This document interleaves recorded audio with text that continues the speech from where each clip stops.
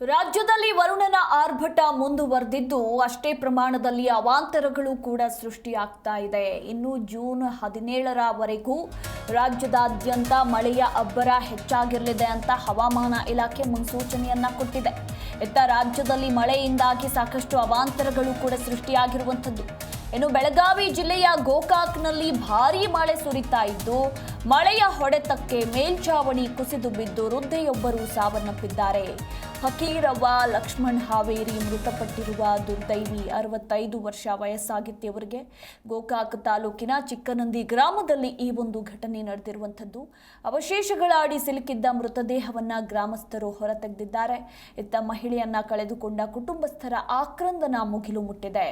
Gokak police ಠಾಣಾ ವ್ಯಾಪ್ತಿಯಲ್ಲಿ ಈ ಒಂದು ಘಟನೆ ನಡೆದಿರುವಂಥದ್ದು. ಧಾರಾಕಾರ ಮಳೆಗೆ ಸಾಕಷ್ಟು ಅವಾಂತರಗಳು ಸೃಷ್ಟಿಯಾಗ್ತಿದ್ದು ಇತ್ತ ಬೆಳಗಾವಿಯ ಬೈಲಹೊಂಗಲ ಖಾನಾಪುರ ಪಟ್ಟಣದಲ್ಲೂ ಕೂಡ ಅವಾಂತರಗಳ ಸರಮಾಲೆಯೇ ಆಗಿರುವಂಥದ್ದು. ಮಳೆಯಿಂದ ಕ್ಲಿನಿಕ್ ಒಳಗಡೆ ಮಳೆ ನೀರು ನುಗ್ಗಿ ಸಂಪೂರ್ಣವಾಗಿ ಕ್ಲಿನಿಕ್ ಜಲಾವೃತಗೊಂಡಿದೆ. ಚರಂಡಿ ವ್ಯವಸ್ಥೆ ಸರಿ ಇಲ್ಲದ ಕಾರಣ ಈ ಒಂದು ಅವಾಂತರ ಕೂಡ ಸೃಷ್ಟಿಯಾಗಿರುವಂಥದ್ದು. ಇತ್ತ ಸಾರ್ವಜನಿಕರು ಪುರಸಭೆಯ ವಿರುದ್ಧ ಆಕ್ರೋಶಗಳನ್ನು ಹೊರಹಾಕಿದ್ದಾರೆ.